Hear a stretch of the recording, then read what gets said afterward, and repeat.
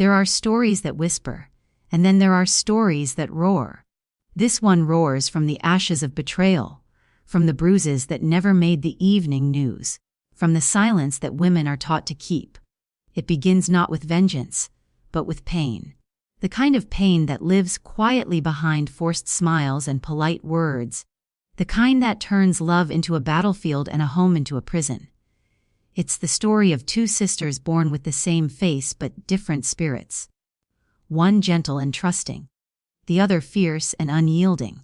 When one was beaten down, the other rose with fire in her eyes and thunder in her heart. This isn't just another tale of abuse and escape. It's a story of poetic justice, of power reclaimed in silence and unleashed in truth. It's about what happens when cruelty underestimates compassion, when a monster forgets that the person he broke has a twin who bleeds the same but burns hotter. It's about the moment pain stops being a wound and becomes a weapon. In a world where too many women are told to endure, this story is a declaration: we do not endure, we rise. It will make your pulse race and your breath catch. It will make you angry, and then it will make you proud. Because this isn't just revenge, it's redemption wrapped in strength, laced with intelligence, delivered with precision. Every second of this story peels back another layer of deceit, every scene another strike in a war fought not with fists, but with courage, cunning, and unflinching resolve. So stay until the end. Because the woman they thought was broken is about to teach the world, and the man who hurt her, what real power looks like. There are stories that whisper, and then there are stories that roar. This one roars from the ashes of betrayal, from the bruises that never made the evening news, from the silence that women are taught to keep. It begins not with vengeance but with pain. The kind of pain that lives quietly behind forced smiles and polite words, the kind that turns love into a battlefield and a home into a prison. It's the story of two sisters born with the same face but different spirits. One gentle and trusting, the other fierce and unyielding. When one was beaten down, the other rose with fire in her eyes and thunder in her heart. This isn't just another tale of abuse and escape. It's a story of poetic justice, of power reclaimed in silence and unleashed in truth. It's about what happens when cruelty underestimates compassion, when a monster forgets that the person he broke has a twin who bleeds the same but burns hotter. It's about the moment pain stops being a wound and becomes a weapon. In a world where too many women are told to endure, this story is a declaration: we do not endure, we rise. It will make your pulse race and your breath catch. It will make you angry, and then it will make you proud. Because this isn't just revenge, it's redemption wrapped in strength, laced with intelligence, delivered with precision. Every second of this story peels back another layer of deceit, every scene another strike in a war fought not with fists, but with courage, cunning, and unflinching resolve. So stay until the end. Because the woman they thought was broken is about to teach the world, and the man who hurt her, what real power looks like.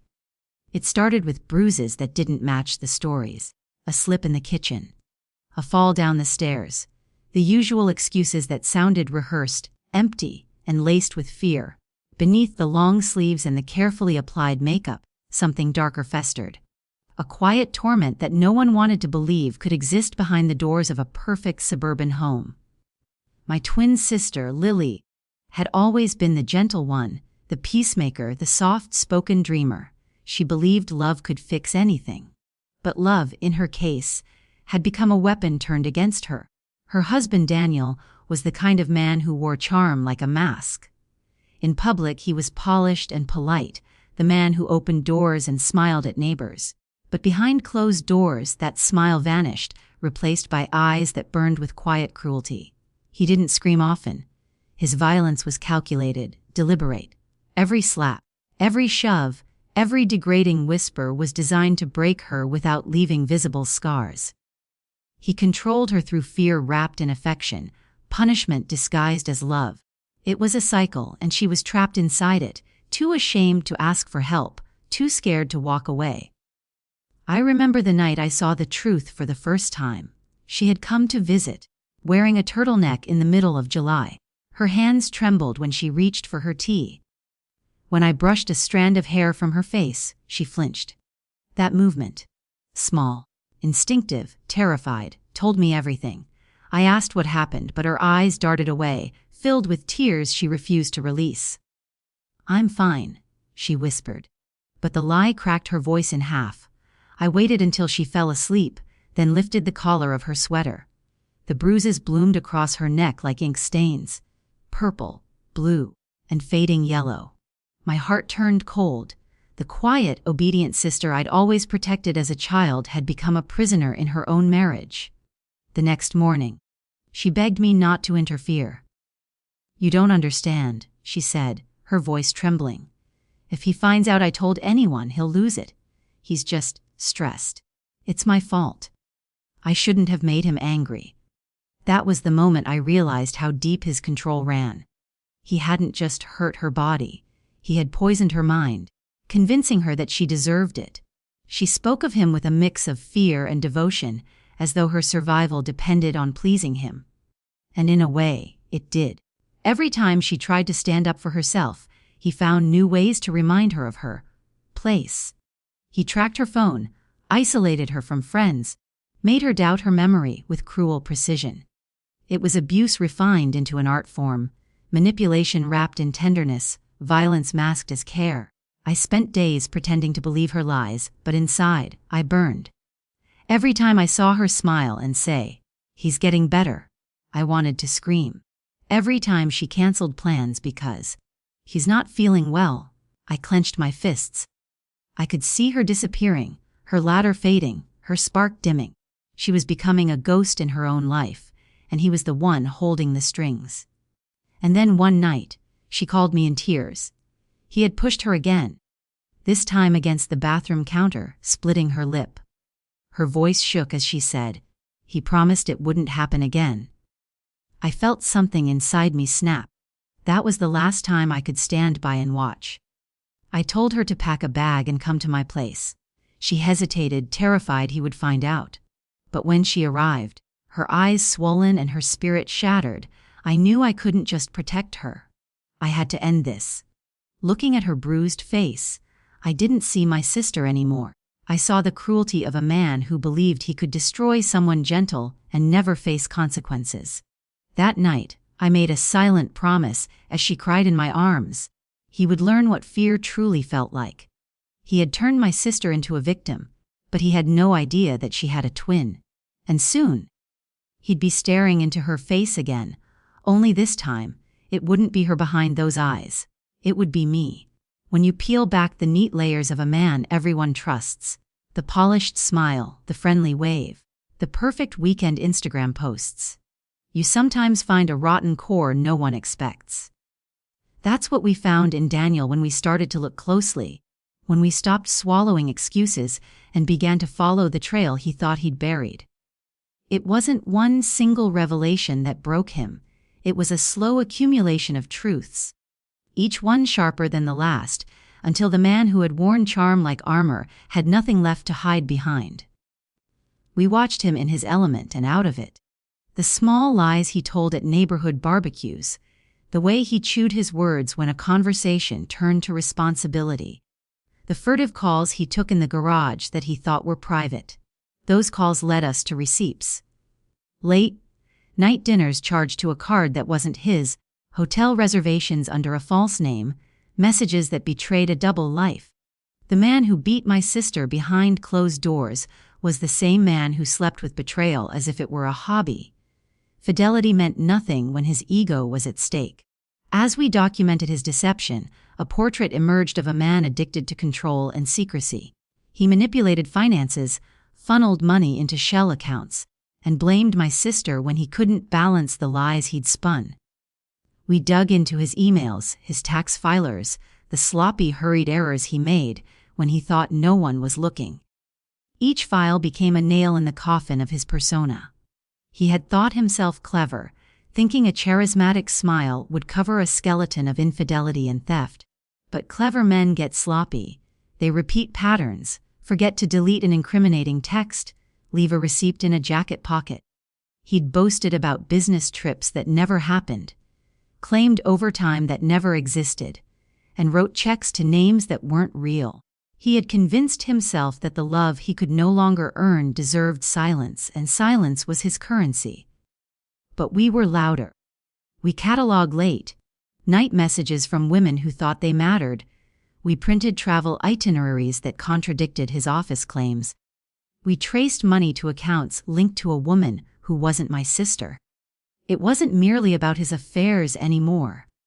It was about the way he had built his power through deceit. He had isolated Lily, convinced her she was fragile and forgetful, while he ran a life of duplicity and theft in the shadows.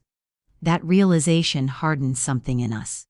Where once our rage was raw and unfocused, it became precise, like a scalpel aiming straight for the heart of his lies. We talked to neighbors who'd watched his small acts of cruelty and dismissed them as strictness. We found old friends who remembered his temper and had chosen to forget. We found a bank teller who recalled his awkward insistence on withdrawals at odd hours. Piece by piece, his fortress of secrecy leaked. We gathered witness statements, photographs, bank statements, and messages until the pattern was undeniable. And it wasn't just moral rot, it was criminal. The darkness we revealed wasn't theatrical. It was mundane and insidious, and that made it more terrifying. The man who had thought himself untouchable because he hid behind smiles began to look frail under the weight of evidence. His arrogant composure cracked.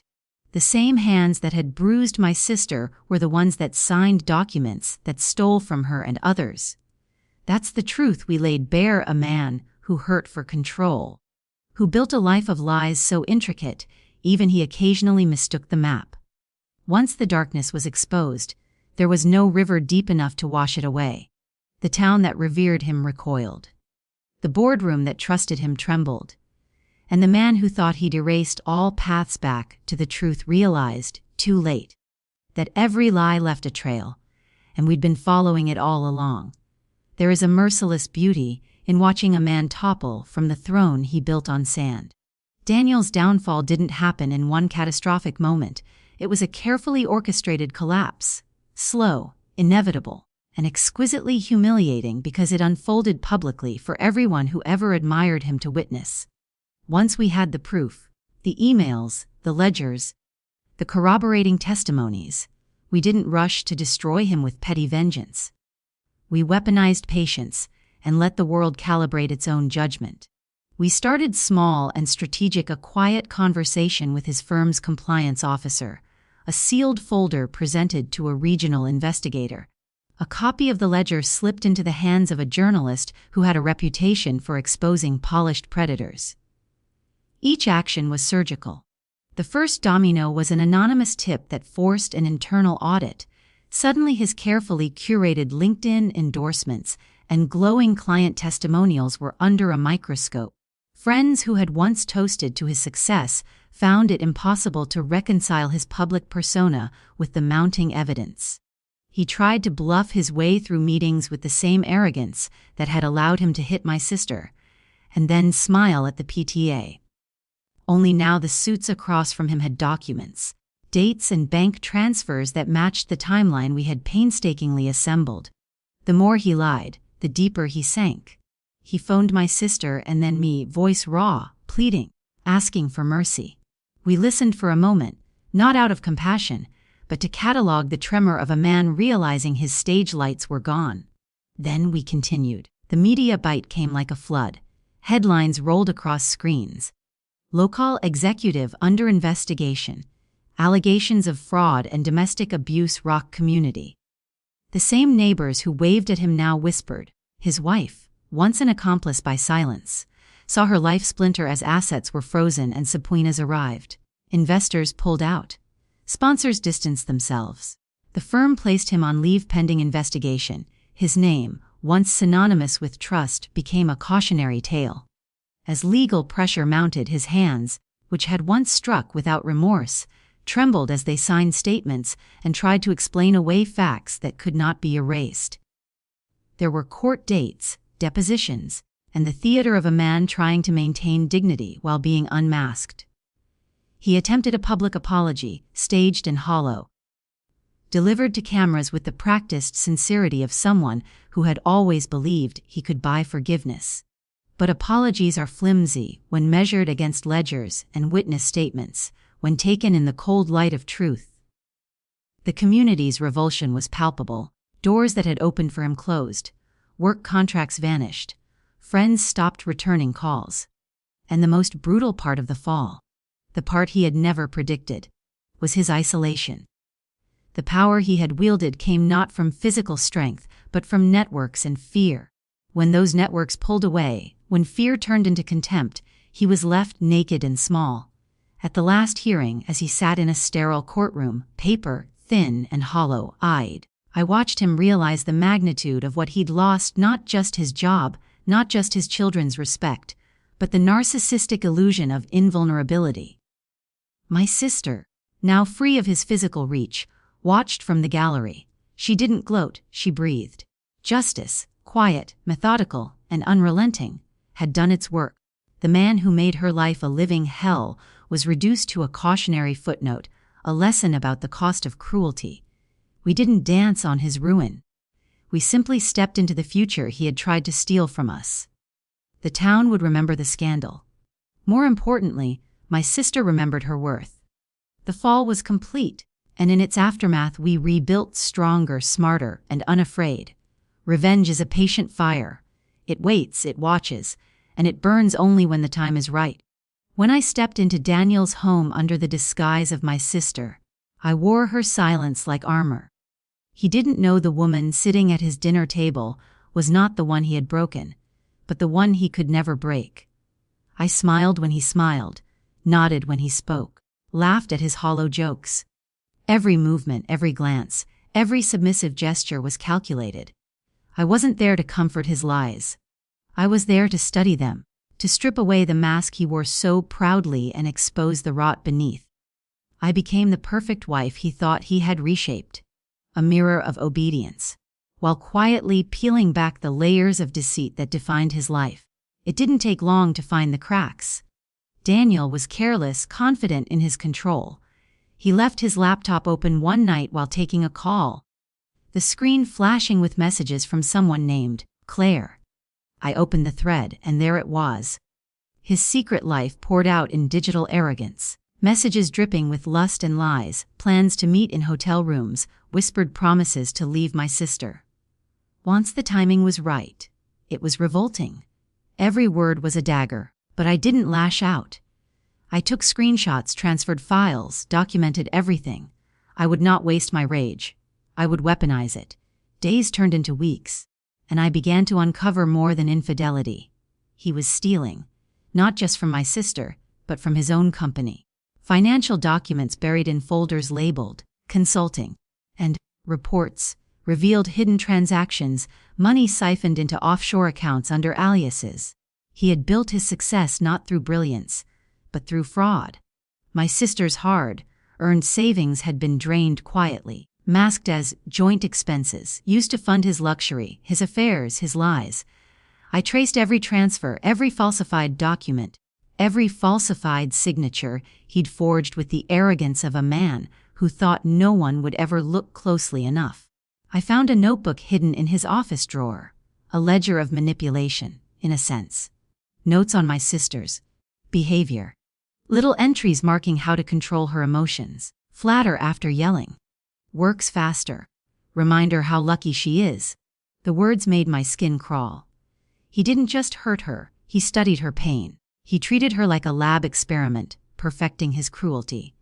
I stared at those pages until my vision blurred, rage pulsing through every vein. Still, I didn't destroy it. I copied it. I stored everything in a secure drive, backing up every piece of filth he'd tried to hide. But I knew evidence alone wasn't enough. A monster like Daniel had to be unmasked on his own stage, surrounded by the people who had worshipped him. So, I played my part flawlessly. I cooked his favorite meals, asked about his day, laughed when he joked. I pretended not to notice when he slipped away to make calls to his mistress. I even praised him for being such a good provider, watching the smugness swell in his chest like poison. He had no idea that the woman sitting across from him at dinner was dismantling his life one secret at a time. Every word he spoke became another thread I pulled from his perfect image. There was power in pretending to be powerless. The more I acted like my sister, the broken version of her he thought he owned, the bolder he became, and the more mistakes he made. I began leaving subtle hints around the house, shifting his files, moving things he thought he had hidden. He started losing his grip, snapping at shadows, questioning his memory. It was delicious watching him drown in the same confusion he had once inflicted on her. I became his silent punishment, his own mirror reflecting every dark truth he had tried to bury. By the end of the 3rd week, I had enough evidence to destroy him 10 times over. But revenge is not about speed, it's about precision. I looked at the mountain of proof, screenshots, documents, photos, bank statements, and I felt no pity, no hesitation. My sister's bruises had faded, but his crimes were permanent, and soon everyone would see him for what he truly was. A liar, a thief, a coward wrapped in the skin of a gentleman. The mask was slipping, and when it finally fell, there would be no one left to help him put it back on. There is a terrible, slow poetry to a man's collapse when every lie he built his life on comes unstitched, and Daniel's fall was exactly that.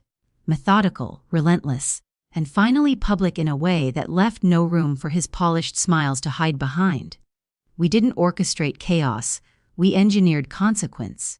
Once the ledger of his betrayals sat heavy in our hands, bank transfers, hotel receipts, incriminating messages, the ledger of his cruelty, patience became our weapon. We fed the truth into the places that could not look away, the compliance officers who thought him beyond reproach, the journalist who specialized in exposing the comfortable predators, the investigator who had long suspected small anomalies but lacked the map to the whole ruin. The first tremor was an audit request, quiet and official, a papered envelope that made his confident gait falter. He tried the same tricks he used on my sister: bluster, charm, half-truths wrapped in apologies. But the world that once applauded him now read the dates, the numbers, the names. Each meeting we triggered tightened like a noose. Each subpoena was another nail in the coffin of his arrogance. As business associates skimmed the documents, they found what we had: a pattern of theft disguised as consulting fees, expenses funneled to shell accounts, and a nexus of payments that led straight to the women he'd used and the luxuries he financed at my sister's expense. His proud face, which wore pity as a badge and wielded domination like a tool, began to pale under the cold light of evidence. The social fabric that bolstered him, neighbors, sponsors, clients, frayed. Invitations stopped arriving. The boardroom that had once lauded him began to ask questions with the small, clinical politeness of people who no longer trusted a man with other people's money. He called me, voice cracking like a traitor caught in the open. He begged, promised, tried to rewrite facts with frantic pleas. We listened long enough to catalog the sorrow of a man who had always believed he could buy his absolution. Then we cut contact and let the justice we had primed take course. The press did what it does best: it amplified the shame. Headlines blared accusations that matched the evidence in cold detail. Friends who had toasted his achievements distanced themselves in public statements. The law moved with the steady certainty of someone who had been handed a clear trail. He appeared in meetings that once boosted his ego and found, instead of approving nods, faces filled with guarded calculation. The same hands that had struck my sister were forced to sign accounts frozen, to answer for invoices that had no business purpose, to look at bank statements that linked him to another life he had tried to keep secret. The humiliation was not loud theater, it was the quiet, grinding reveal of a life with no structural integrity, no foundation beneath the show. And as the legal process tightened its grip, as his name became a cautionary headline instead of a local triumph, his control evaporated. He lost access, assets, influence, and then the worst thing for a man built on domination: respect. People whom he had manipulated began to speak. Witnesses came forward. Depositions exposed not just financial scheming but the pattern of intimidation he used to keep my sister silent. The fall stripped him down to whatever raw, small remnants remained of the man who thought he could break others without consequence. Watching him shrink under the weight of revealed truth was not a pleasure born of malice. It was a fierce reclamation of order. We did not enjoy his ruin so much as feel the righteous balance of it. In the end, when the final headlines ran and the courthouse doors closed, the man who had made my sister's life small was left with nothing but the echo of what he'd chosen. The town that once admired him now spoke his name in hushed warnings, and my sister, freed from the shadow he had thrown over her, finally had space to breathe and rebuild without fear of his hand falling on her again. Triumph did not arrive as a single trumpet blast. It arrived in the steady steps we took back toward life, side by side, scarred but sovereign, and in the quiet moments where victory felt less like revenge and more like reclamation. After the fall, when legal papers returned her name and froze his access, when apologies rang hollow from mouths that had supported him, our victory lived in the mundane acts of taking back a life. Deciding which photograph to hang on the wall, making real plans that didn't require looking over the shoulder, laughing at jokes that weren't tempered with fear. We reclaimed the kitchen that had once been a map of control, filled her closets with clothes chosen by her, not dictated by his mood. But the true triumph was not in possessions restored or bank accounts corrected. It was in reconstructing the sister he had tried to erase, the one with a wild laugh and a stubborn streak, and a right to wake up without dread. We spent mornings in coffee shops, where she practiced ordering for herself again, asserting choices small and large. We found a therapist who taught her that the shame he'd seeded was not her harvest to bear. We rebuilt friendships he had isolated her from, and those faces, old friends who had missed her, welcomed her back with open arms and sharp outrage for what she'd endured. The community that once looked away now listened, and their listening mattered. It turned whispers into witness, sympathy into action, and it made the world less safe for the kind of man Daniel had been. There were hard days, depositions and examinations reopened wounds, and sometimes the grief of what we had lost, years stolen, moments of motherhood tarnished, rose like a tide. But those were tempered by the relentless forward motion of two women who no longer moved through the world apologizing for being bruised. We started to help others, quietly at first, then more publicly, connecting victims with resources, speaking at community meetings about signs of coercive control, teaching other families how to trace financial abuse before it erodes everything. Our private victory became public service. Our pain became a lamp lit for others still walking in darkness.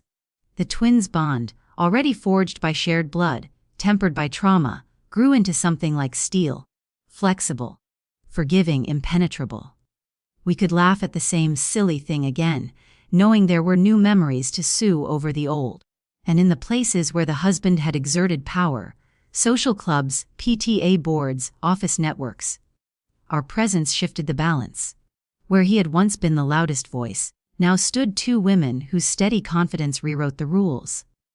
The final sweetness was not in watching his ruin replay on screens.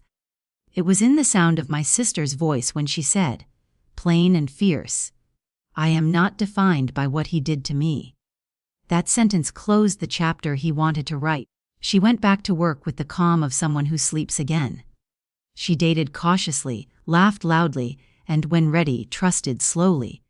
I watched her grow not into the woman she had been before abuse, because that woman had been remade, improved with the hard grace of survival.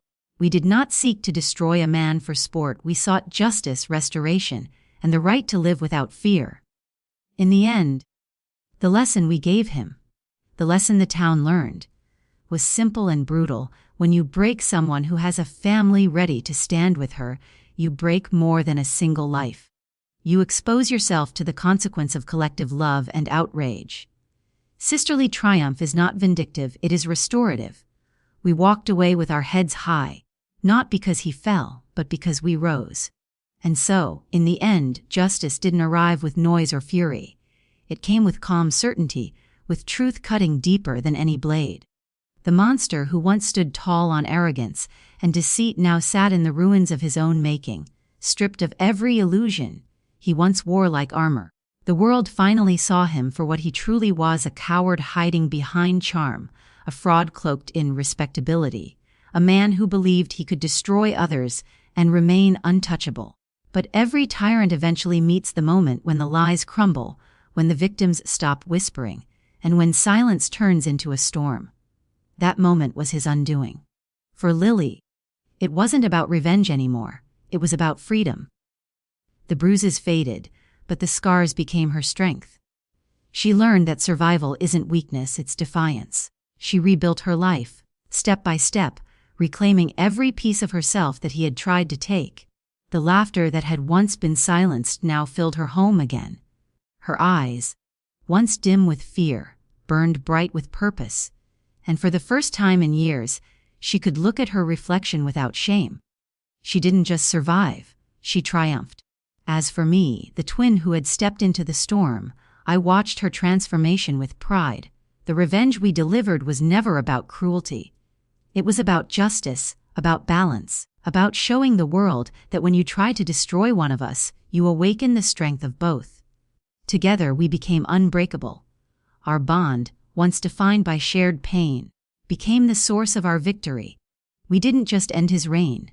We rewrote the story of our lives. And as the dust settled, we realized something powerful.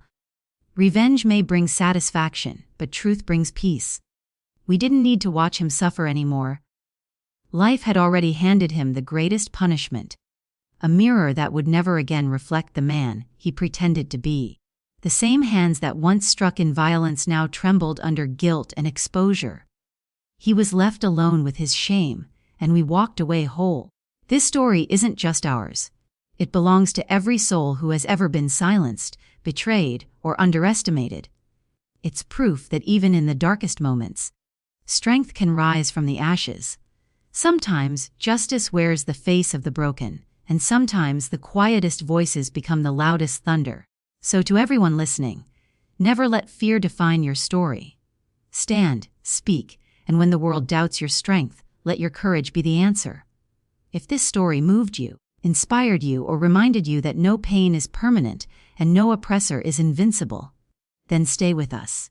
Subscribe to the channel, because more stories like this are coming. Stories of courage, survival, and the fire that refuses to die. Together we'll keep exposing the darkness, celebrating resilience, and proving that no matter how deep the wound, the human spirit always finds a way to rise again. Because revenge may start with pain, but it always ends with power. Subscribe, stay inspired, and never forget strength is born in the struggle.